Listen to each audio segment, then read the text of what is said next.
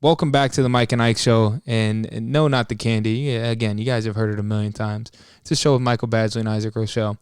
So we're here, and it's been an interesting day. If any of you guys have been watching NFL Network, you've seen that our practice has been canceled today. It's been a pretty powerful day. Powerful day. No doubt. Better terminology by Badge. We're going to get right into it.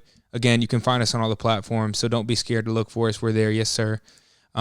But we're going to kind of we'll overview. We're going to talk to some teammates. I don't know why I said that like that, but we're going to talk to some guys, and we're going to get down to the nitty gritty.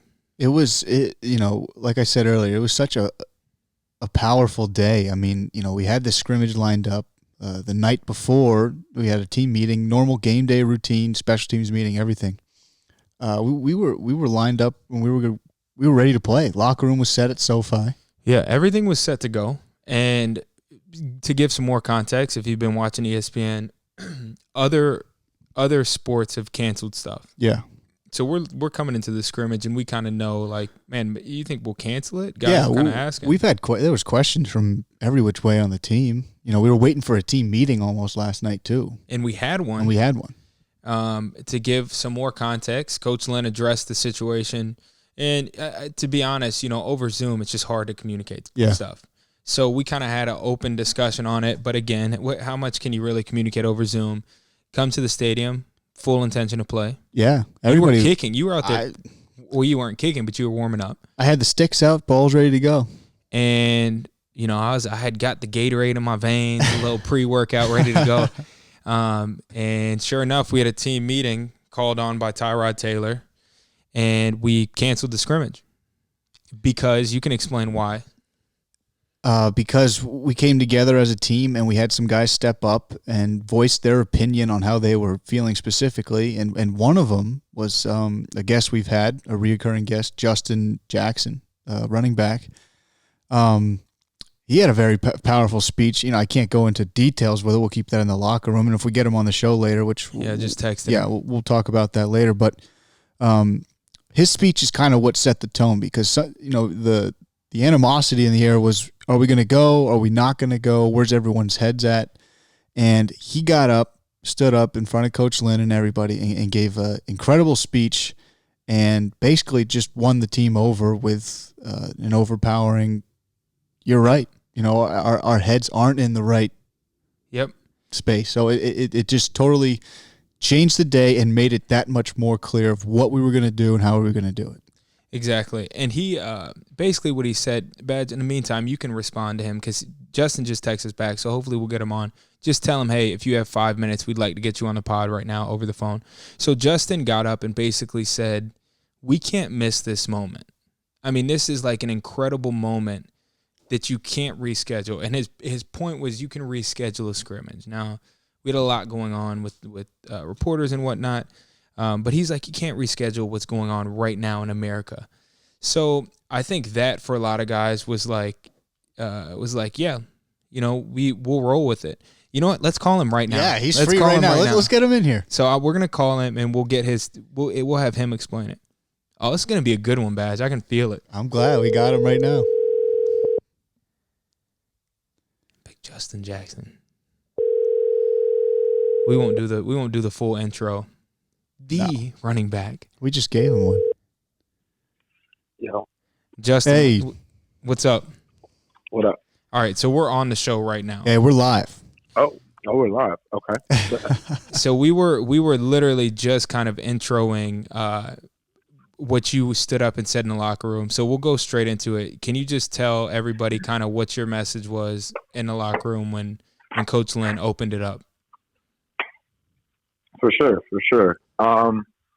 Well, for me, after having all these conversations with everybody on the squad, and kind of these small conversations last night after our Zoom meeting and this morning in the breakfast room, I just felt very convicted that we should stand in solidarity with the other sports leagues and other teams in the NFL in not practicing today. And why should we do that? Well, we could go out there and practice, and after practice or whatever, have media there instead of answering their questions about the scrimmage or whatever. We answered these questions about what's going on, which, would have been okay. But in my mind, I didn't want to be 1 foot in, 1 foot out. You know what I mean? Like, I didn't want to give people that opportunity to just watch the football and cut it off after. You see what I'm saying? Like, I felt like we needed to not practice to really stand in solidarity with our other people that are striking to really make some change in this country, man. Like, this had to happen again after George Floyd, and now we're seeing the same thing where now we got white militias with guns talking to the cops, getting water from cops, and then going out and killing citizens. Like, this is not cool. This is not what we want to see. And if we really want to make a change, like, we gotta disrupt something. You know what I mean? We gotta not go out there and play. Instead, use the platform on with the national, television audience there on NFL Network to really talk about stuff. If we're going to be in this, let's be in it. And that's kind of what I just communicated to the team, because that's really what I felt convicted about, and obviously it resonated with some people. Wow, I mean, we were just talking about how powerful that was. Yeah, and we didn't want to say it because we didn't want to mess up how truly great it was. So that was put perfectly. And another thing you kind of emphasized too was, because Coach Lynn had said, hey, I'm going to support guys if they don't want to scrimmage tomorrow, and for the guys that do, we're going. And I think some guys looked at it. Well, if we're going to do something, let's do it as a team. I know that's kind of how I thought. Yep. Yeah. So when you stood up and you said that, because that was the speech that got everyone's attention in the room. I think personally, that and Melvin Ingram, that's a different story. Oh my God, that was good. But so when you got up and said that, I mean, you even saw Coach Lynn at the end of it said, JJ, I'm with you. No doubt. Which it brings me to my next question, JJ. I want to ask you, how important is it for somebody like Coach Lynn? How good does it feel, or how much does it empower you to know that he looks at you and goes, I'm with you? Man, it means everything. It really does. And I know you guys felt it too, because you know how hard it is, especially in today's day and age, to kind of, in real time, change your mind because of what somebody else said. You know what I mean? Like, that's something that's so lost on us right now, to actually listen to what other people are saying and then take that into account and maybe make a slightly different decision than you were thinking. And so I really respected that, because I felt like he was actually listening to us, and he was actually hearing us out, and he was actually going to make a decision based off of what we all thought, even though he's the head coach and obviously we could have to do whatever he tells us. You know what I mean? Like, so it felt awesome to know that he was actually with us. He was in this struggle with us, and he's like, wow, I think that would be powerful. That would be the best thing for this movement. Maybe not the best thing for our team right now, but the best thing for this movement would be to do this. So I'm with you. Like, that just, man, I don't know about you guys, but when I heard that, because when he stood up, I wasn't sure what he was going to say. You know what I mean? After what everyone talked about. But when he got up and said that, man, I swear, man, my heart just it just felt good that, to feel heard, you know what I mean, by a superior, which is sometimes is very hard to break through to people above you and really get them to change their mind about something. No doubt. No question. And it was, I might have said this already, but it was definitely the turning point in it, because a lot of guys also on the team, whether they were speaking up or they weren't, everybody was kind of wondering the same thing, like, okay, we're in here having this discussion, but are we going to go out and practice? Like, are we actually going to go out? Like, what's the answer here, right? And it was almost, you just, you put down the hammer. You said, listen, this is how I feel. Well, even Melvin and other guys said their piece, and they were like, whether we go practice or not. Yeah. And they kind of left that open. But you were one of the few guys that was like, listen, I get it. And you even said, I get the rookies. I get the young dudes. I've been there. But you're like, we just simply can't miss this point in our where we're at. Exactly. And look, and here's what I really wanted to do going into it was, I wanted to take away all the excuses for us not to do this. You know what I mean? Like, oh, yes, we can use the excuse that people need exposure and people need, but guess what? We can reschedule that scrimmage. That can be moved to a different day, but you cannot reschedule this moment we're in right now. And if we miss this, we're going to look back on it like, oh, the NBA was canceling playoff games. Certain teams were canceling practice. Oh, what did you guys do? Yeah, we went out there. We still practiced, but, we talked to the media. You know what I mean? It's like, it's so mealy-mouthed. You know what I mean? Like, why not be all in? Because this is a struggle for our people. You know what I mean? This isn't just some bullshit that we're doing on the side. Like, this is people's lives we're talking about here. And if we can help them, if we can help change something, just start some type of something, one or two people, then it's worth it. You know what I mean? Yeah, and kind of off that too is, and one of the things Isaac always says is, let's create a conversation, and if anything, even with some of those rookies that are looking for their shot, they're calling up their parents afterwards and saying, we didn't scrimmage today, I'm pissed off, and then they tell why. That's creating a conversation. I mean, that's just one example. You have to talk about it. You know what I mean? So you have to talk about it. It's something like that, or on ESPN or NFL Network, for instance. Some 7-year-old was turning on because he's fired up to see the Chargers practice and them cover the Chargers, and he asked Mom, Dad, why aren't they covering the Chargers? That creates conversation. Right. I mean, and we all know, like, there are certain things that happen in your life that just change you. You know what I mean? Change your whole perspective on things. And think about how many people we could do that for who are, like-minded, people that love football, love sports, you know what I mean? And, like, we could really be affecting some real stuff, you know what I mean? And that's why I really felt so convicted about it, which is why I spoke up, and I think, obviously, looking back on it, it was a very good decision because I think we all felt it, but we needed to be just kind of put out there. You know what I mean? We need to be verbalized and hearing it and hearing everyone else speak up. I was like, damn, so we're all feeling the same way. And a lot of times it's like yesterday before I talked to Justin Jones and Jamal and those guys, I was thinking like, man, am I the only one feeling it like this? Like we maybe shouldn't practice and we should try and do something, you know what I mean? And then all of us just having all these conversations, it's just so good to hear that we all have each other's back, you know what I mean? And ultimately, Lynn had our back and ownership has our back and GM. Man, it could really start some stuff, No doubt. And the ball is going in the right direction. All right, JJ, we wanted to not take up too much of your time, but I appreciate you giving us that little snippet. And we'll send you the pod after it's up. Yeah, I appreciate you coming on, man. Thanks for you guys having me on. I appreciate that. You're a beast, JJ. Talk to you later. All right, boys. Peace. See you guys. Later. So, unreal. Yeah. I mean, he is so unreal. Go watch the podcast we had with him. He is legit. Yeah.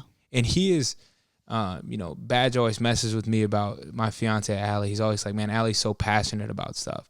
That's how I feel about JJ. Like, he is so passionate. Like, he couldn't even relax this morning. Like, he came straight to where I was eating breakfast and sat down and was like, let's talk about this. Because he couldn't even relax. Yeah, I mean, it was such a weird feeling because everybody had the same thought. Maybe it wasn't thinking about what we were actually going to be doing as a team, but it was, are we really practicing today? Yeah, and I think I had that thought coming into it, but it became really heavy. Like once we got there and you started having conversations with guys. I mean, one of the first people I talked to this morning was Phil. Yeah. Receivers coach. Talk about someone who's passionate about this. We could probably call him. He'd probably hop on here in a second. But, I mean, he talked to me, and he's like, man, I do this for my nieces and nephews. Like, he's just going in. And I'm like, man, this stuff is, like, heavy. And by the way, the cameras were not rolling. They were. I mean, Tyrod was like, let's get the cameras out of here. They were out. There was no one putting on any type of show or anything for the cameras when we were inside that locker room. It was all raw. It was real. Yeah, and then, I mean, you talk about, because some of these guys, we're going to take them through everything with phone calls, but some of these guys they won't hear about or from, like George Stewart. I mean, I wish we could get him on a call. I just would have to set that up. I don't want to bother his day. He'd be caught off guard by it. But, I mean, those stories, he's like, I'm sick and tired of this. How he goes, I was ready to wake up and, go to Washington, D.C. and do something. Like, people are passionate about it. And when you feel that passion, it's contagious. And you're like, man, okay, I'm with that. I'm rocking with whatever he's rocking with. I mean, Coach Stu is talking about his whole career, his whole life. Whole life. He's from the same place my dad's from. Now, Arkansas there's still a lot of racial tension in Arkansas, but he talks about that. And then all the way to the point where he's 62 years old and he sees a video of a man. He still sees it happen to him. He tells us specialists, we're hanging out a lot of the time. He tells us stories on the sideline while we're watching practice all the time, and it still happens today. I won't go into them because they are his stories, and I'd rather him share them. But it's unbelievable.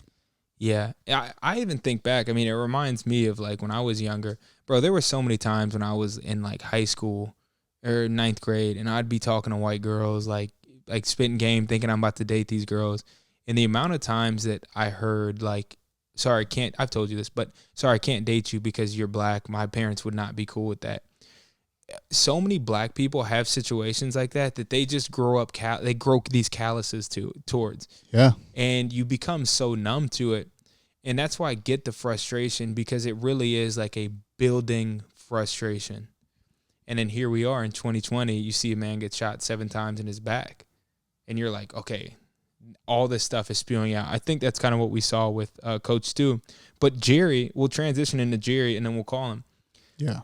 And another point of emphasis Talk to him. Is like, it's easy for people to go on social media and say, why are they doing this for that one guy? It's not just the one instance. It's not just Breonna Taylor. It's the consistent basis of this going on in the entire country and even in the world. Yeah, it's the narrative. It's the narrative. And people forget that, because I'm seeing some posts. I don't even know by who, but I've seen some posts. You're thinking of one person. You're like, that person. No, I'm not. But I've seen posts like, these NBA players can't go out and play a game, but so and so went out and played a football game after the day his dad died, and these guys are worrying about some guy that had a sexual assault charge and tried pulling a knife out on a cop. I go, is that really what we're coming to? Again, it's not just about this one guy or this one girl or this one instance. It is about a entire narrative. Bro, but people have to justify their disbelief in what's going on. For some reason, people see Jacob Blake get shot 7 times in his back, and they have like these, I don't want to call it racist. It's racist, but racist isn't the right word. Like, they have these thoughts towards it, and in order to justify it, they think about things like that. Like, oh, this person went out when their dad died, and they had no issues, and these guys are talking about this.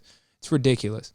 So, but Jerry, I had a conversation with Jerry in the wake of George Floyd's death, and I remember him telling me, I was asking him about it, and he goes, man, it's just exhausting, like, trying to conform to what is like a white society. And as someone who people look at and say, oh, well, he's well-spoken or so-and-so, like, I feel that. I feel myself like maybe acting a different way around certain groups of people. And he was one of the first people to use the term exhausting, and I thought it was it was the perfect term to use. Yeah. Well, everyone who watched NFL Network, my family was telling me how well-spoken Jerry was. I mean, how incredible it was to hear him just speak on the situation. Listen, you already know what I'm going to say. He's a Notre Dame guy. He's a domer. So let's get Tillery on the phone, get his opinion. We'll ask him what he said on NFL Network. Big Till, you're live on Mike and Ike Show. Live on the Mike and Ike Show. It's an honor. Hey, Jerry, how we doing? Outstanding. How are you, Bats? So, Jerry, just to give you a little bit of context, the boys. Yeah, please. That's what I was kind of interested in, is the context. What are we talking about today? So we're keeping it 100%. Talking about everything that's going on. Yeah, it's a pretty real conversation today. As much as one day we'll shoot the shit with you, but today's pretty real. It's Jacob Blake. It's social injustice. What happened today in our locker room? Side note: a lot of people have commented, and when I say commented, literally texted Badge and said they were super impressed with you and what you said on NFL Network. So I think we're gonna ask you a couple questions, but I want to just hear. Let's start with this. What were your initial thoughts coming into today? I know you wanted to play because you wanted to perform, but let's go helicopter view. What was your thoughts on everything as it pertains to social injustice? I mean, I thought if we were to go out there and have our scrimmage as intended and to just, go on about our days after that, I thought that would be a real tragedy. But I thought we had to do something, right? I wanted to play. I thought we could have we could have done something in addition to that, in addition to playing our scrimmage. But I'm glad that we took a stand, right? I don't know if it was the one that I would have, arranged if I were the head coach, but I'm glad that we did something to bring awareness to this issue, because people need to be talking about what's going on in our world right now. And I'm glad we are, and I'm glad we kind of started that conversation, as an organization. Yeah, and I think the organization, I think they do a good job. I mean, you got to feel like pretty good about having a head coach like Coach Lynn, who's down to like kind of put his face in the fan and face these super complicated situations. Yeah, I mean, he's been thrust into a incredibly complex situation, given his identity as a black man head coach in the NFL, and given the surrounding social, societal happenings that's going on. He what he's doing and what he's managing is not easy, and so he's to be commended for that, right? But yeah, I do feel thankful that somebody like him is put in that situation, because the Chargers could have handled that in a much worse way, and we didn't, right? So for that I'm thankful. So, Jerry, I know one of the questions I think that came up for you was something that went on at Notre Dame, and they were going to bring it up with Isaac, but I don't even know what news that is. So, can you fill in our listeners and give us what you kind of said on NFL Network? What's going on at Notre Dame, and what was your response? Now I'm talking to the Mike and Mike listeners. I love it. Hey, they're there. Listening. Don't get it twisted. They're here. No, so from what I understand. And I don't know the situation completely and what was said precisely, but from what I understand, the main account at Notre Dame, right, the at Notre Dame on Instagram, posted the like academic or the football account. That's a good question. See, I don't know, but it was an account that was affiliated with Notre Dame, right, and they posted something in defense. Not really in defense, but in solidarity with the Black Lives Matter movement. And for some reason, the bringing awareness to police brutality and the murder and shooting of black people in the streets of this country was somehow offensive to the fans at Notre Dame. Well, I think that's more specifically the Catholic community. It felt like. Okay. Yeah, so the Catholic community, and I think that's kind of a very base level of what happened, and I don't know exactly what was said or who said it, but I think it was really from what I understand, it was pretty bad things that were said by people who supposedly support and observe, what's going on in Notre Dame. Another thing I want to ask you about as it pertains to that is there was some backlash even on that post from former Notre Dame black athletes, which was a whole nother side. And the conversation was kind of around, frustration. Wait, so the backlash was by the former black Notre Dame athletes. As it was a part of it. It was a part of it. I mean, amongst many other things like we just talked about. But I'm just saying, one of these guys kind of commented and was discouraging black athletes from going to Notre Dame. Which I want to hear your opinion on it. My opinion is it's very frustrating. I'm so thankful for my Notre Dame education. But I just want to hear your opinion on it. Kind of like, I think it's kind of the classic, like, take your talent somewhere else. This place is fill in the blank.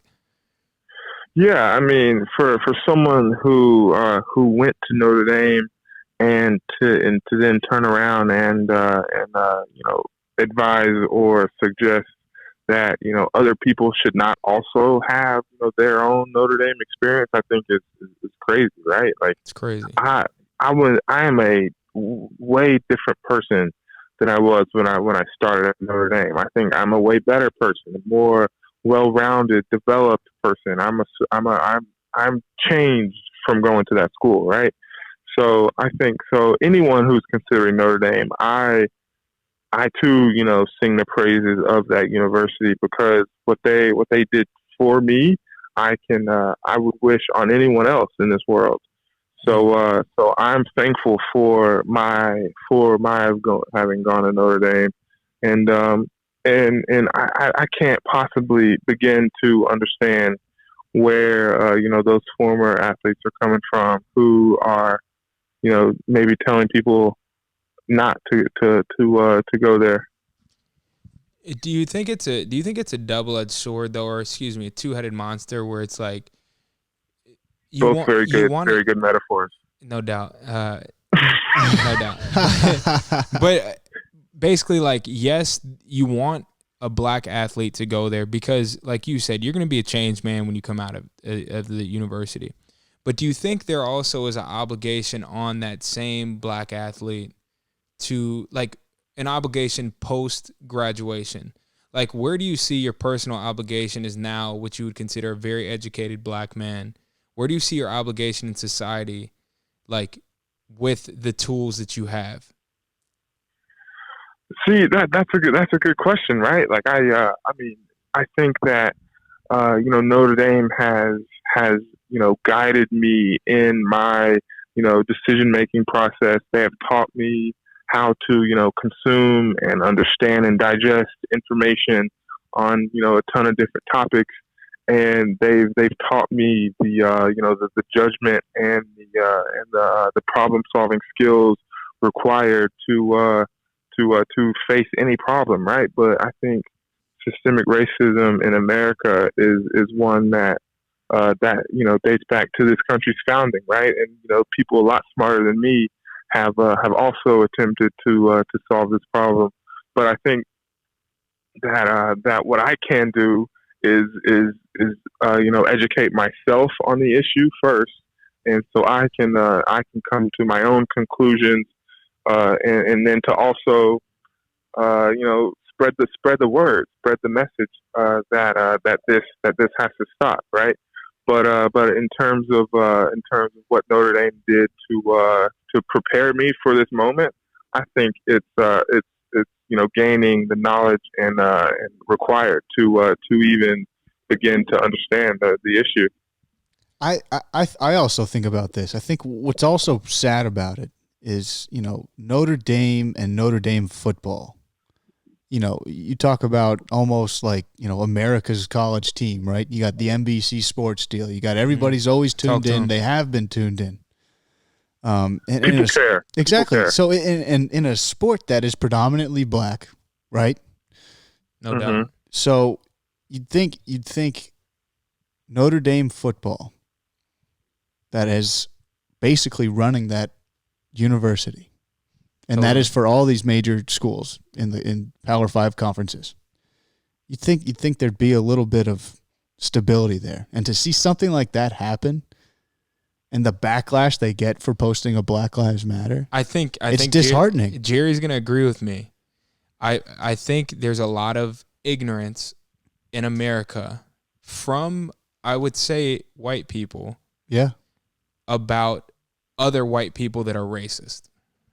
Like, I think you're giving like the oversimplified answer. And Jerry, I want you to chime in. There's a lot of like closet people that just kind of want, as this reporter said, want us to like shut up and dribble or shut up and play football. Yeah. With thoughts, Jerry? Yeah. I think that the ignorance, in America, Notre Dame and the Notre Dame community is not immune to that, right? No like there are also people, they're pretty smart people I respect dearly, who I've studied with, who I hung out with in the dorm, who also graduated from Notre Dame, who take very, I think, dumb positions on these issues, right? But and for that, I think there's a lot of work to be done by them, by the world to spread the message that black people are not a threat to. What was the last thing you said? Did you lose him? No, he's still here. Idea for people for people all over the country, right? So I mean, yes, there are dumb people in America who are blind to the racism that's poisoning our communities, and there are also dumb people in the Notre Dame community, like who don't understand the issue and the problems. I mean, well said, Big Till. Yeah.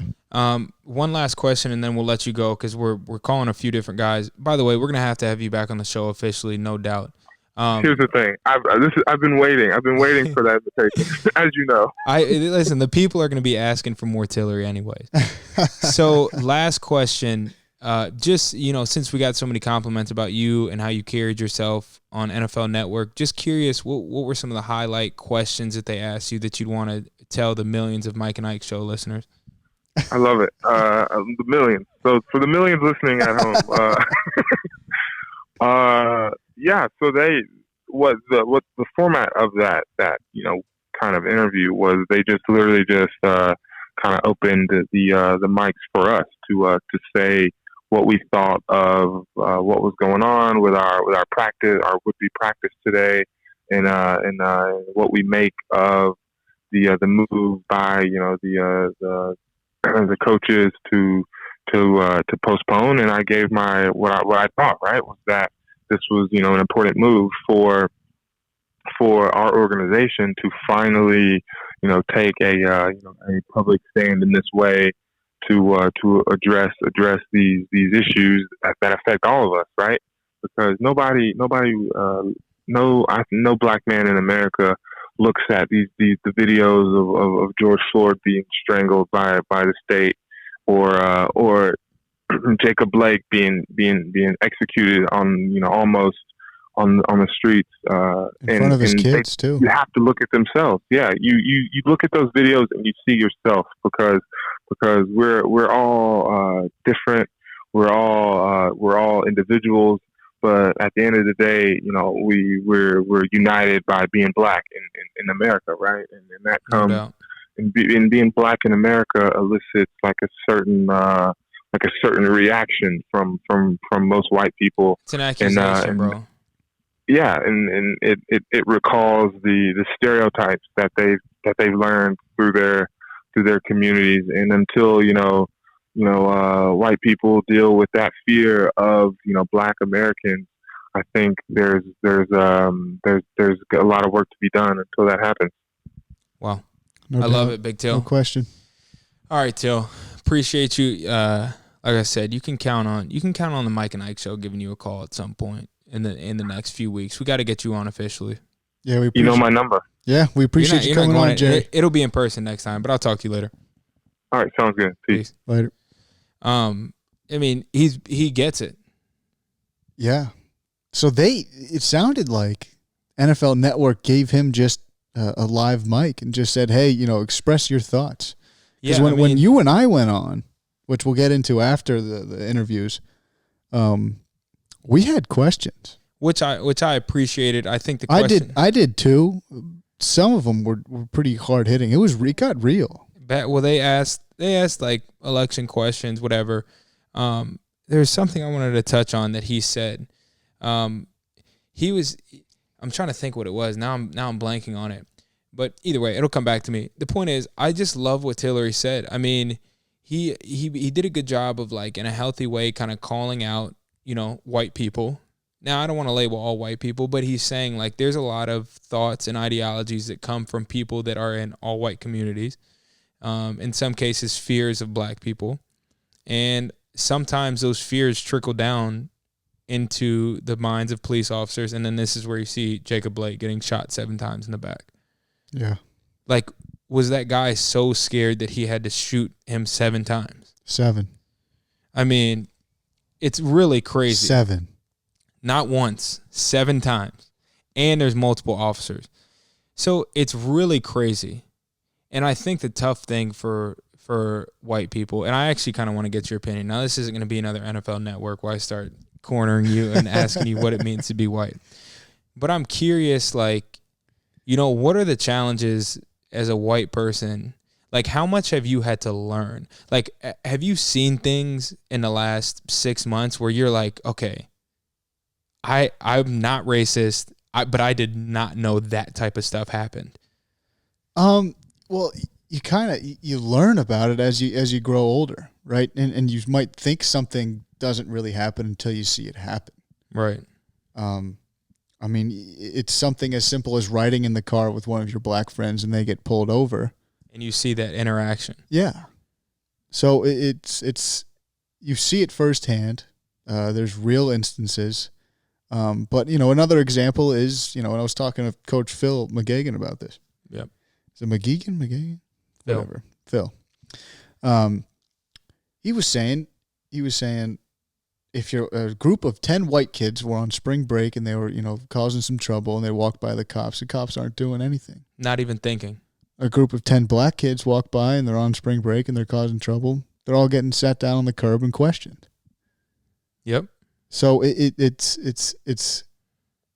insane and it's real. And if you don't see that essentially white privilege is real, then you're just. Well, it's the actual term is ignorant, which is like you just don't know what you don't know and you act like you do. Yeah. Patrick Afrahi, shout out to Pat, Big Pat. Big Pat. So I had a conversation with him. He has huge, by the way, this guy's got probably the biggest calves I've ever seen. That's a whole different conversation. That's all I'm going to say. They're massive. So him and I had a deep conversation after I got in an argument with you that one night. So we were hanging out. It was me, Pat. Remember when we went to Del Taco? Oh, Del Taco night. Me and Badge got in a massive argument. We're not going to get into that. That's actually for the Mike and Ike show, not this. But him and I went back and we were frustrated. Or I was frustrated, and then it just turned into this long conversation. And he was talking about how in America, if you're sagging your pants or you dress a certain way or you have pants or a big shirt, like that is like actually an accusation in America. Like, what if it's just a clothing style choice to wear a big shirt? If you're black and you're doing that, you're getting looked at as if you're dangerous. But before we go any further into this, the argument Isaac and I had was not racial. Oh, no, not at all. Okay. If it sounds like it has been, you're right, it was not at all. We'll get into it. It was totally unrelated. Yes. But Pat is just woke. He's a super smart dude. He went to Colgate, just good dude. And we were just chopping it up. Badge was not making racial comments. It was a dumb argument. It was really dumb. And we had both been drinking quite a bit and ended up at Del Taco. Why? I don't know. No why. But it's true though. Like those 10 spring breakers that are black, just because of the way that they dress and the color of their skin, they could literally end up in a casket. I mean, it is that serious. Yeah. So he brought that up to me, and it was really kind of eye-opening. But another point that I've heard, and I love it, is when people say, "I wish people would love black people as much as they love the black culture." Oh my gosh, cultural appropriation is absolutely serious. I don't know how familiar you are with the term cultural appropriation, if you know what it means. Never heard it. So cultural appropriation is an example would be if you grew dreads. Yeah. A lot of people would say that's cultural appropriation. Wearing chains too, yeah, right? You're stealing from the black culture. I mean, stealing's not necessarily the right word, but it is so true. Yeah. I mean, you see I'm on TikTok. Listen, it is what it is. And I see people that will post questionable racist stuff that'll randomly pop up on my popular page, go to their page because I'm frustrated. And then they're like singing Lil Baby. And I'm like, you're literally being... You realize he's black. Right? I'm like, you realize you're paying his bills, but that's a side note. But you know what I mean? It's like you'll wear Jordans. You'll listen to black music, like black artists. But how true of a statement is it? I wish people would love black people as much as they love black culture. It's crazy. It's actually crazy. And it goes all the way back to the 50s with music. I mean, right? No doubt. I mean, music the backbone of music is literally. You had these very racist white people turning on Ray Charles, loving it. Think about art in general. Think about, everything. Like you go back to Harlem, way back in the day. Yeah. I mean, literally the poem I have on my leg is Harlem by Langston Hughes. You look at guys like that, they are like the cornerstones of art. Yeah. And you look at what it is today, it really is like, again, I wish you guys love black people as much as you love black culture. Yeah. It's crazy. But we're going to call Trent Scott. I'd love to also get Drue Tranquil on the phone. Yeah. Drew had some things to say. He wanted to jump on. Should I just call him? Should we try and Drew again? I'm going to try calling him. Okay. This is live. This is a live call. He's going to be like, hey. By the way, some context with Drew. He wanted to get on the NFL Network live show today. I mean, he's a smart dude. He would have a good voice. I mean, a lot of his stuff. Let's see if he answers. I don't think he will. Might be busy with Eli. What's up, bro? Drew. Oh, Drew. Drew, do you have 5 minutes? Yeah, I got 5. Oh, man, you're live on the Mike and Ike show, Hey, Drew. Drew, you're live right now. Live on the Mike and Ike show. So I feel honored. We were just pumping. I mean, it's funny. Jerry said the same thing. We were just pumping your tires, but we're just, again, this is going to be quick. We want to hear your thoughts because you knew we were going to call you and try to get some comments from you, but just thoughts on the day. Just talk to us. Well, I think it was good, first and foremost, to talk as a team. I think any point when there's issues that arise, I think it's good to be on the same page, to be unified in your direction. I think it's going to be good to continue the discussion as a team. I think canceling practice today is a step in the right direction because it's an act of solidarity to be, in union with the rest of, our fellow professional athletes who are, stepping aside from their games, whether it's the NBA, WNBA, MLB, NHL. And I think it's just to say, hey, we're unified in what our goals are in all of this, and we're unified in the idea that we all want to see change happen. And it'll be good to see the actions and the solutions that are brought forth and continue to take place. But, I was happy to be part of the conversation, and it was certainly, a special moment in the locker room. I mean, you guys were obviously there, but a cool moment to share as a team for sure. So I want to get a little bit more specific with you, Drew. It was super cool. I mean, to be in the NFL during this time and having these conversations is unreal. So I think for a lot of people, especially white people, I think like there's a challenge. I mean, you have a challenge as a white person in our locker room to express yourself and make sure your voice is heard, and in understanding kind of the narrative of the black community and your black teammates. I kind of want to hear your opinion as a white player who's very, you have good relationships. Oh, we lost Drew. Oh, no. Come on, Drew. Come on. Hey, can you hear Cut me? out, man. Cut out on you guys. Oh, that's all right. So real quick, I'll recap the question. Yeah. As a white guy in the locker room, you have a challenging position. You have really good relationships with guys on the team, both black and white, which helps a lot. But again, it's challenging, navigating this very complicated narrative of black people from the white perspective. So I just kind of want to hear, how has that been? Also, what is it like learning? What is the learning curve as a white person? I mean, how do you navigate that?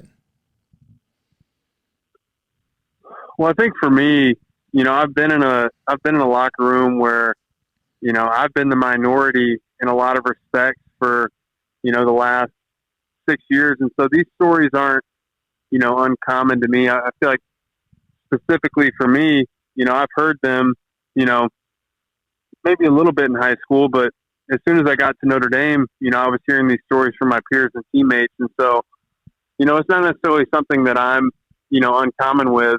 And so I think I'm a little bit, frustrated alongside my brothers because I get it. I've heard their stories for, years now. But it's difficult, certainly as a white man in the NFL, because I think just being white, the initial inclination is you don't have the authority to speech on these issues because you haven't experienced it yourself. I think if we want to see real change, though, it has to be unified. It can't be black versus white. And I think there's people that certainly, benefit off people being pinned against each other. And what I see in the football locker room is certainly what I hope for in society. A locker room that in a society that doesn't look at the color of your skin, it looks off the merit of and the character of the person, and what they contribute and what they bring to the table, and their inherent worth and value. And it's not wrapped up in the color of their skin, or where they're from, or where they lived, or what they like to eat, or what they like to do in their free time. It's based off how they contribute and how they take care of their business, within the line of work. And so certainly there has been a learning curve, but I'd say for me it's nothing new in a sense of I've heard these stories for years now. Yeah, and you bring up an interesting point, and everybody's got a different perspective on it. You say, it's not a black thing, it's not a white thing. What is it then? What is kind of like the unifying thing that can kind of take us to this next step? Because I think a lot of people are like, well, what's the next step? Well, I think at the core, it's a human issue of simply seeing the inherent and innate worth and value and dignity on a human life, regardless of the color of their skin. And, for the longest time in our country, the black American has not gotten as fair of a shake as the white American has. And, we see that, most recently in the issue of police brutality and how people are being executed on the side of the street without, due process and without fair trial. And, certainly if I was a leader in these police departments, a leader in these police unions, my expectation as a player who's been on football teams where issues are kind of nipped in the butt within the locker room and taken care of by the players and members within the organization, I would hope and expect, but we certainly haven't seen it yet, of, when is somebody within these departments going to stand up and say, you know what, this isn't right. This isn't how it should be done. And so I think we all have a common goal and an idea of what we want society and want it to look like. I think the question is now, in terms of solutions, how are we going to get the proper people in leadership that are going to say, you know what, enough is enough, and kind of redefine and reshape the culture of what it means to be law enforcement officers in the United States. I mean, Drew, I don't think anyone could have said it better. That was, I think Drue Tranquil for president. So Drew, I want to hear a couple more things from you, but I think you would understand this. I think humans, like, we have this innate need for like leadership, and I think we're all kind of in this massive narrative of social injustice, waiting for that leader, whoever that is. And do you think that leader, one, do you agree with that? And two, do you think that leadership needs to come from within kind of like the police force? Do you think it can be, I mean, what do you say, LBJ, LeBron James? Like, what is it? What does that leadership look like? Maybe it's government leadership. I mean, I think leadership is very, very important. I think if you look at any successful organization or group of people, whether it's the Army, or whether it's, Amazon or any company, successful ones, they have, historically good leadership. And so whenever you see problems, I love what Jocko Willink has to say about leadership. And he talks about extreme ownership. And I think it's why I bring up the point of, I think I'm a little bit confused of why hasn't in the police culture or in the PDs, people stepped up and said, you know what, this isn't right. This isn't what we signed up for. This isn't what we stand for. And there seems to be a lack of accountability. And I don't know what has shaped that. I think certainly these issues of social injustice have been intensified. I don't think it's anything new. I think historically it's been happening. I think we're hearing about it a little bit more because it's an election year where we're electing leaders and officials into positions that are going to be shaping the culture and shaping the policies that we're going to be seeing these next few years. And so I think everybody's like, okay, whoa, these issues have not been addressed. They continue to not be addressed. Let's be sure we're educating everybody and making people more aware of the problems at hand, because this can't continue happening. And it certainly starts with leadership. Whenever there's an issue, whenever there's a problem. No doubt. And I think you're going to want to hear about this too, Badge. I want to hear where your faith plays into this. Like, what is the, like if we have millions of listeners, by the way, I don't know if you know that, but a lot of our listeners I love it. would identify as Christians. So what do you say? And again, I'm kind of just making this up, but what would you say to the Christian listener? Because I know as you analyze this and you sift through the information, you're looking at it from a faith standpoint.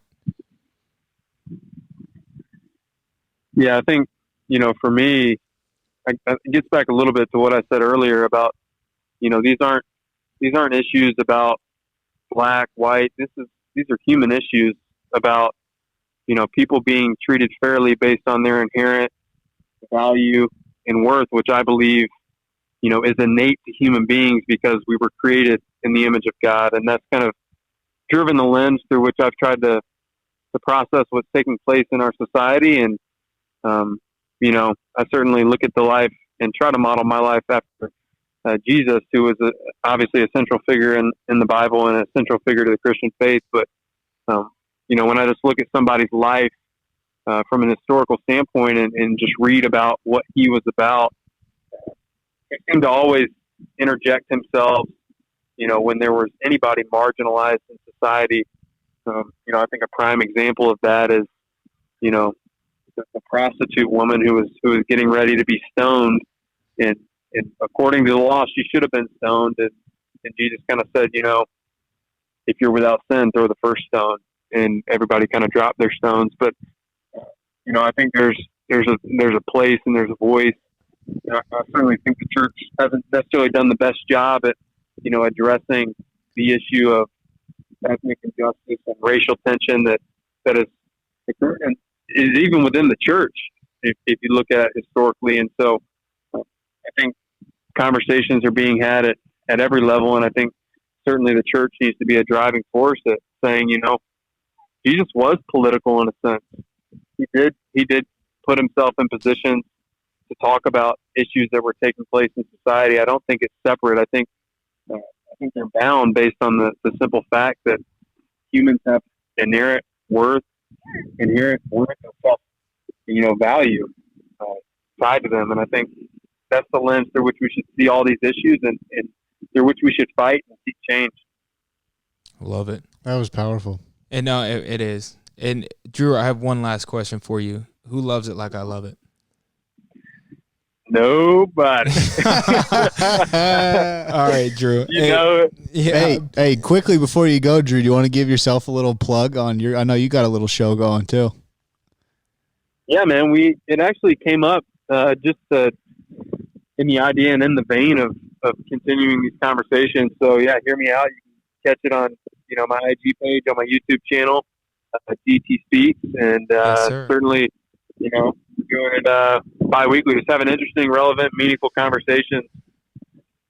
Yeah, I love it, Drew. We'd be fooling ourselves if we didn't have a little collaboration. But we'll deal with that later. You enjoy Eli. Tell Jackie I said what's up, and we'll talk to you later.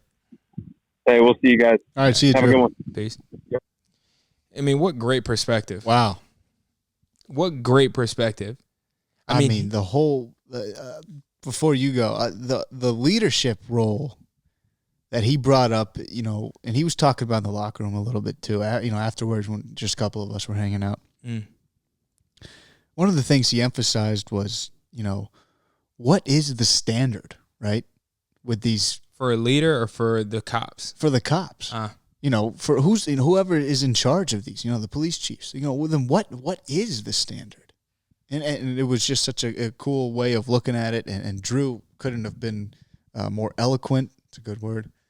Drew couldn't have been more eloquent in the way he described everything. And even if you're not a religious person, the story he brought up of The prostitute, and Jesus says, if you're without sin, drop your stones, right? Or if you're without sin, throw the first stone. That's it. And nobody, and it's just such a perfect way to put it.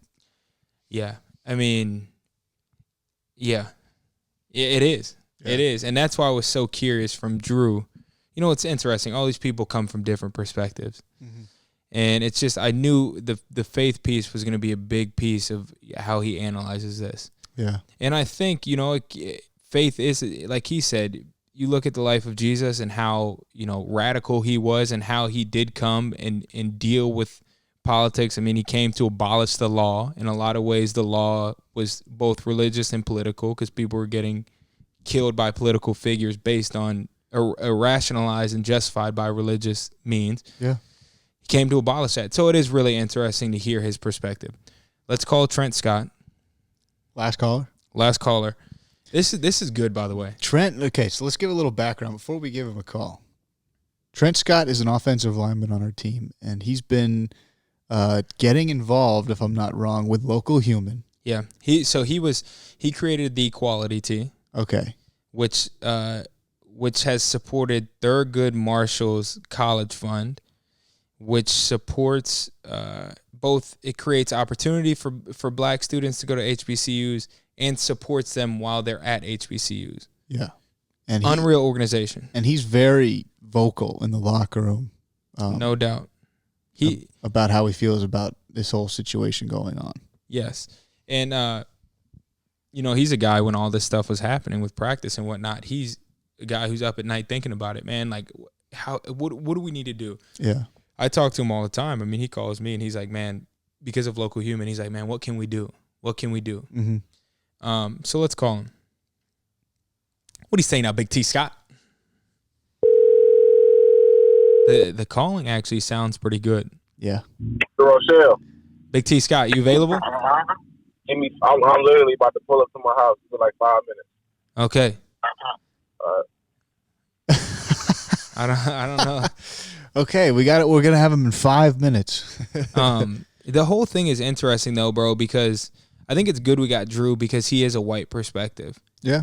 The white perspective is difficult because you. Well, he brought that up. Drue said that.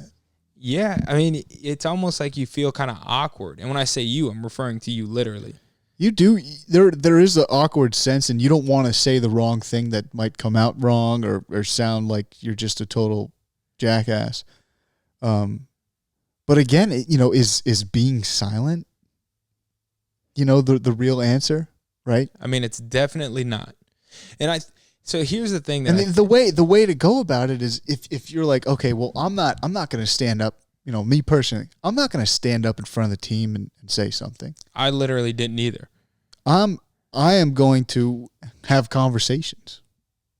Yeah, and I see that as the right step, you know, going forward. Yeah, everybody's role is different. And as far as standing up, I didn't stand up today just because I was like, I feel like these guys are doing a really good job communicating this. Well, there's also certain guys you do want to hear from, and you kind of wait for them to step up and say something. Yeah, and you don't want those forums to turn into everybody's just kind of talking. Yeah. You want it to be like all these are very poignant. They have like they're very focused. Like we'll refer to what Mel said real quick before we get T Scott. So Mel got up and was kind of like, I mean, a lot of people when they see these shootings and stuff, they kind of ask for more information, right? I thought Mel's point was incredible. And he's like, it's so true. He's like, we need to, he'll say that like Coach Lynn was talking about people that need to learn more. They just need to learn more. Yeah, we need to educate ourselves. We need to educate these people on what's going on. And Mel stood up frustrated and said, why do we need to educate people? What more education do you need to see when you see a unarmed black man get shot 7 times in the back? That's pretty black and white. I mean, if you watch a George Floyd body cam footage, what more education do you need? Like, I mean, and I think it was just kind of like a sobering moment where you're like, dang, that's low-key kind of true. Like, what if we just reacted as humans seeing another human get shot for no reason 7 times in the back? Yeah. I mean, he said it best. He goes, "It ain't brain surgery." he's like, I'm not a genius, but it's not though. And I think that for a long time has been a crutch for a lot of people. Yeah. Or they'll say like, I'm not gonna say anything. I just feel like I don't understand. Like I'll say though, in a sense of in learning more is when you want to try and help the community, is you want to learn about more policies and what areas that to put emphasis on. Yeah, like you need, but I don't think that's not what people have been saying about, I need to educate myself on the situation. No, this dude just got shot in the back 7 times. No, this dude just had a knee pressed on his neck and suffocated and died. Yeah, why do we need to have what more do I need to tell you? Or I get annoyed when people are like, "Oh, well, he had a criminal record." Bro, what is that? What does his criminal record have to do with him dying unarmed for no reason, pretty much? It makes no sense. Mike and I. T. Scott, you available? And not the candy. So, just you got to give us 5 to 10 quick minutes, Big T. Scott. Yes, sir. So, we kind of want to hear. Is there an echo? Yeah, we got a little echo. You're on speaker? Okay, I need to get my speaker. Yeah, come on. Might help us out. Might help us out a little bit.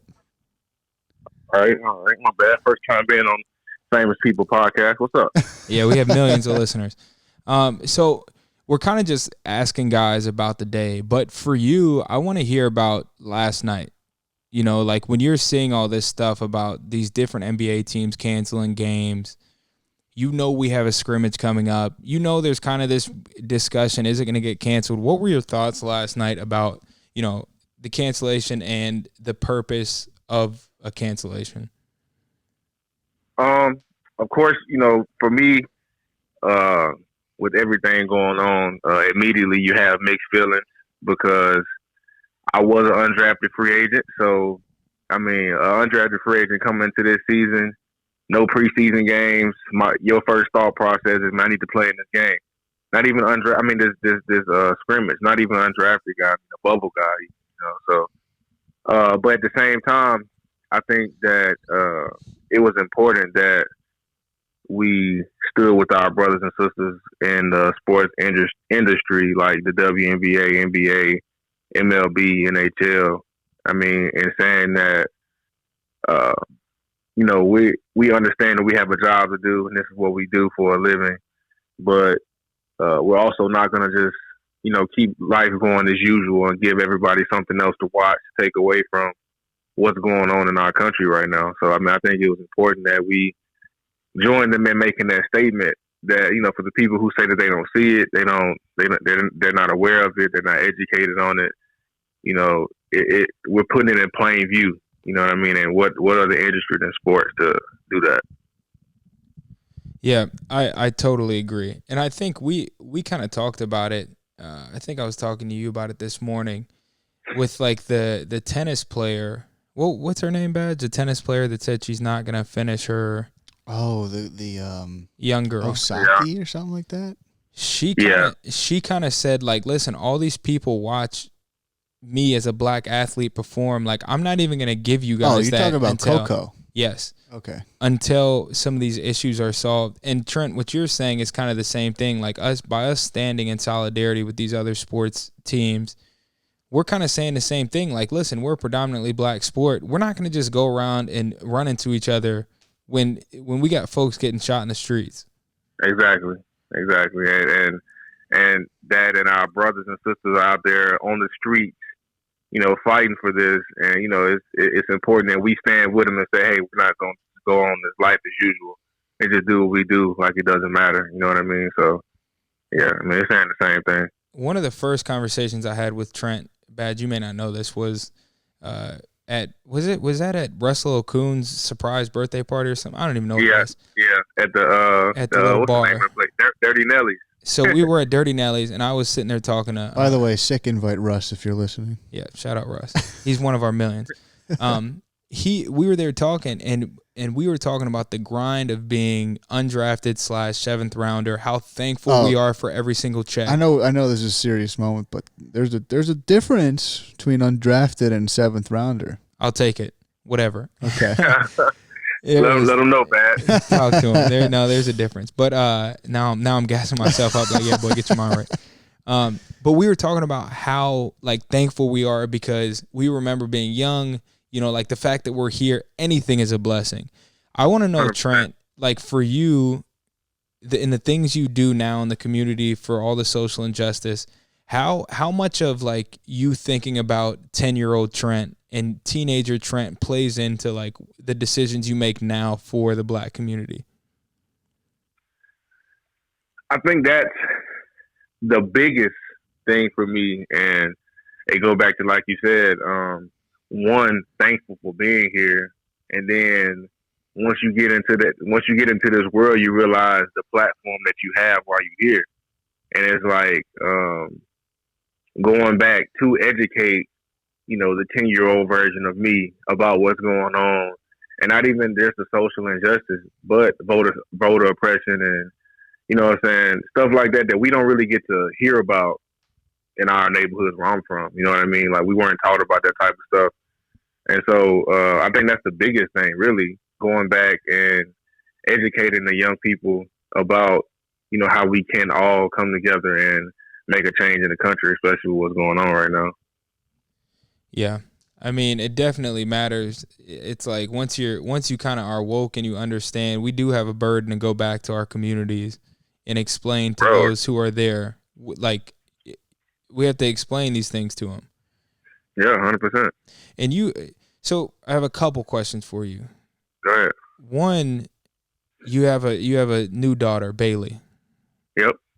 Beautiful baby girl. Cute little girl. Yeah. Cute little girl. Yes, sir. That's my baby now. I mean, she looks just like you, so we know that's your baby. But yeah, that's some good Scott genes. You know what I'm saying? Okay, here we go. Here we go.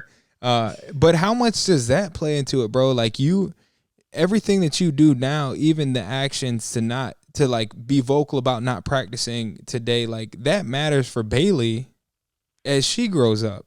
All this stuff with police brutality, the way you approach that matters for your daughter and whatever other kids you have. How much does knowing like she has a future play into that? I mean, it's huge, especially for me because like, growing up, I wasn't a vocal person. You know what I mean? And even when I came into the league, I was always I'm gonna, stay humble and, you know what I mean, just grind and do what I got to do to make the team and stay on the team, that type of deal. But it's like, we've been kind of conflicted in these last few years of like, okay, yeah, you have that responsibility, but your responsibility goes way beyond that. And then, now you throw being a father in there and it's like, well, I can't just sit on my ass no more. You know what I mean? Because as a father, your responsibility is to make, your child's life better than yours, give them everything that they need or whatever. You know what I mean? And so it goes into responsibility. If you want to help make the world a better place, but when you don't want it to be in the same condition that it is now. I mean, because right now she's living the best life. You know what I mean? Everything is simple to her. So you don't want her to come up and be dealing with the same type of problems that's going on right now in 2020. And, the same thing that our grandparents dealt with, our parents dealt with. You know what I mean? You want it to be better for her. And so, I mean, that's one of the things that makes me have to step out of my comfort zone, have uncomfortable conversations with people, talk to the media, do those type of things because my daughter, your soon-to-be kids, we want it to be better for them. And, and in order for us to get that change, we've been talking about this for years. And, everybody always talks about how, we've been dealing with this for hundreds of years. And it's just like, okay, well, we get it takes time, but we're not seeing those changes fast enough right now. And so that's why it's on the. Yeah. And I mean, you almost got to, I'm sure you look at, like, you'll see the video of Jacob Blake getting shot. And it's like this horrifying feeling. You have a pit in your stomach. And then you look at your daughter and you're like, she has no idea. Well, that, and you're like, she has no idea. She's so innocent. And it's got to be an interesting feeling as a dad to look at your young daughter and just be like, she is so like untouched by the crazy things in the world.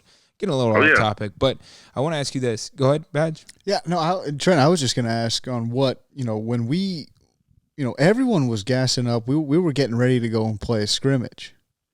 Oh, yeah. What was your, initial feeling when we did all come together and we had some guys step up and talk. I mean, just kind of let our listeners know like what was going through your head kind of when that all went down and what things kind of stuck out to you. Well, I think the thing that sticks out to me, and I'm gonna give my personal opinion on it, and I feel that canceling a scrimmage or canceling a practice, a game, and I love it, and I'm gonna support my brothers and sisters on whatever we decide to do. And I think today was a perfect statement to say that there are other things out there. Oh no, did we lose him? T. Scott. T. Scott, are you there? T. Scott. Oh, man. I'm gonna hang up. I'm gonna call him back. It's not the first time we've had it. Oh, that minor was setback, major comeback for the Mike Knight show. He was about to go on a heater. Where did we lose him? T. Scott. My man might not have service anymore. My man ran out of service? I mean, we legit might have lost T. Scott. He has no service anymore. Yeah, it's not even ringing. Folks, this is live. It's not even ringing. I'm going to text him. Oh, he's calling me. Hey, Trent. Trent, did your phone die? No, I don't know what happened. Oh, okay. It just said the call failed. Okay. Sorry about that. That's probably on you, but we won't let that happen again. You were mid-sentence. You were saying about to scrimmage, and then we lost you. Don't tell me. Trent, are we serious? It's not connected. It's not connected to the Bluetooth. Oh, T. Scott. T. Scott. Hello? Hello. Yeah, oh, T. there Scott. you are. Okay. Okay, did you hear what Badge said? Y'all got Boost Mobile over there? What's going on? Cricket no, Wireless. it's Metro PCS. But you heard Badge. Just start from there. Did y'all not hear anything I said? Where I need to start? Oh, man. Trent, I'm sorry. You were probably going in on a heater, but we lost you right around where you were about to kind of express your opinion on just how you felt with everyone in the locker room getting up and saying some stuff. So like I said, I'll give my personal opinion on how I feel about it. I mean, for me, y'all did miss out on some good content, bro. Oh, I know. But let me see. Oh, but for me, I feel like canceling the scrimmage, canceling practice, canceling these games like these NBA teams are doing. I mean, especially when you talk about playoff games. I feel like huge statement, huge opportunity, and I think it was a good time to capitalize on saying that there are things more important than playing an NBA game, than playing in an NFL scrimmage. And that was a perfect time for us to shine light on everything. But I also feel strongly about that. That shouldn't be the end of the conversation. You know what I mean? I feel like the conversation should go beyond that. It should go next to, okay, what do we do? How do we keep this a conversation? How do we not let this die down like it does every time and then wait for another incident like this to happen and it create another uproar? You know what I mean? How can we actually affect change with this thing while we have people's attention? You know what I mean? Because nothing like this has happened. I mean, you talk about NBA teams, like 4 different leagues not, doing their job, not active. I mean, not, participating right now.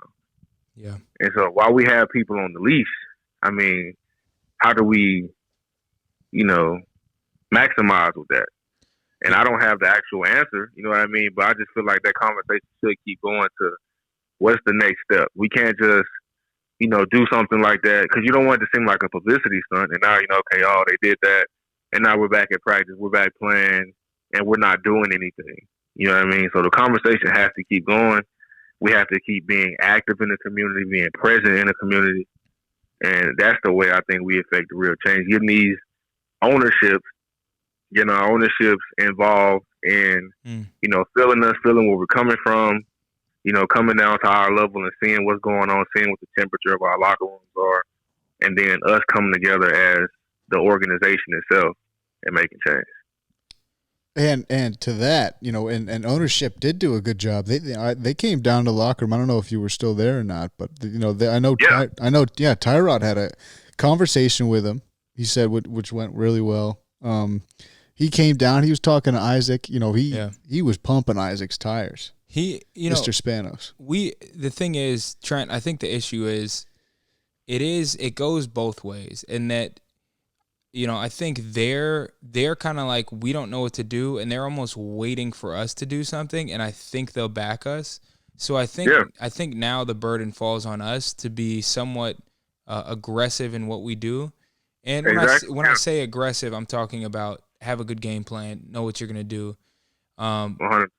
But it's definitely. Well, I think what's cool too is it almost seemed like us players, we were sitting at the kids' table at Thanksgiving, right? And then they, all the owners and coaches and everything were sitting at the big boy table, and we are now finally all at the same table, which I think now it's a good analogy. Yeah. So now it's a more friendly and open discussion with what we're gonna have, from the top down.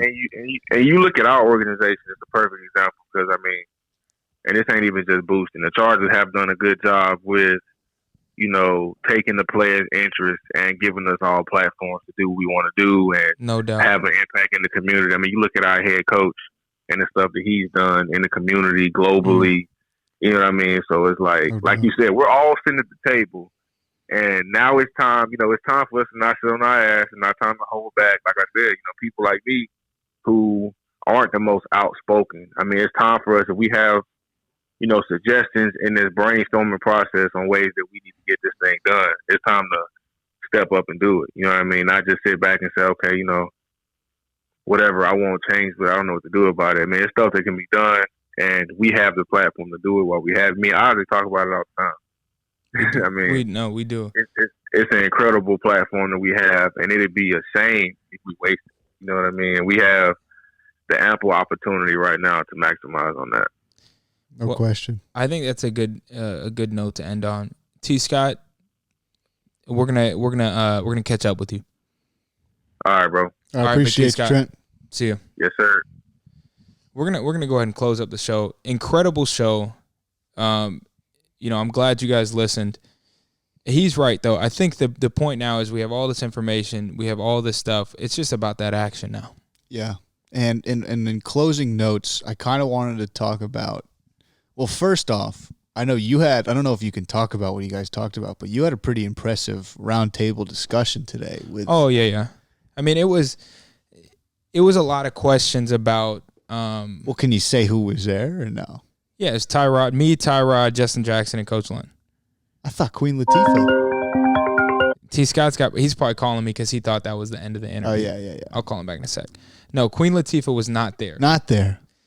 It was a good conversation. It's going to come out in 2 weeks before our first game, so people can go watch it then. That was a video discussion. Yes. Wow. But it's coming out in 2 weeks, so we'll it wasn't like this, like we're behind closed doors. Oh, I thought it was. I totally thought it was something different. So we'll move on. That's interesting. So yeah, check it out in 2 weeks. 2 weeks. That's awesome. But yeah, so I think we're good to go. Well, talk to him before we truly end. Let's talk about you and I on NFL Network. We didn't even touch base on that. We didn't. So Badge was kind of like they made it an open forum, and Badge kind of nudged me and was like, "We're going on." Well, I was a little hesitant at first because it is live action, live bullets. I said, Isaac, you're one of the most well-spoken guys on the team. You got appreciate it. I said you got to go say something. And Isaac, he might disagree with this, but he kind of was like, all right, well, if I'm going, you're going too. Yeah. He wasn't forcing me to go up there, but I was like, all right, we're going. Listen, we have very difficult conversations. So I think it is good for people to see because, there's been an evolution process. I always say it for you and your learning process. Not that you were ever racist, none of that. But I think, you don't know what you don't know. So I think there's been a learning process, and I think Justin Jackson used the word today. It's a super Northwestern word, but we serve as a microcosm of the greater picture of what it should look like. So I do think it's super important for us it was important for us to be up there. You look at Ty Long went up there with JJ. I don't know how much he got in because JJ was probably stealing the show up there as he should have. Super smart. But I know one of the questions I had gotten, and if you guys are listening still at this point, I Appreciate you guys. But one of the questions I got was, what do you tell your white teammates and just as white people in general, and what to do? Like, how do we make a change? I that was kind of it was forward. That's a forward question. And Isaac said it, he goes, they need to ask those questions. I get that. But at the same time, I'm not going to pretend that I'm the spokesperson for white people and how they're supposed to do it. And again, that question is almost set up for a divide in between the locker room. And okay, well, let's tell the white teammates to do this, and the black teammates will listen. Valid point. So I tried to do the best I could in deflecting, just giving my personal opinion of what I've seen as I've grown. What I've seen in the locker room, and I just kind of went off the grid, but brought it back to Local Human. Big shout out, Local Human. Big shout out. And it was a cool interview to do. I'll tell you, going on there, you're not nervous when you're doing these because it's controllable. But when you go on live air, bullets are flying. And it's a real conversation to have in national television. It's as real as it gets. You're not. It was kind of more of a nervous, like, how's this going to go? Not that you're nervous to talk about it, but it is. It's just live. It's real. Well, it was the most real interview I've ever been a part of.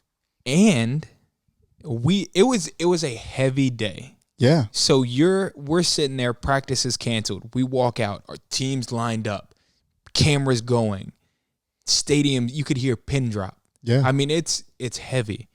So I think that's what made it complicated. I will say this, and then we will end the podcast. Your kids will look back at this, though. I mean, you're going to have white kids, I'm assuming. You might marry somebody of the opposite race. Could happen. Maybe not. Probably not.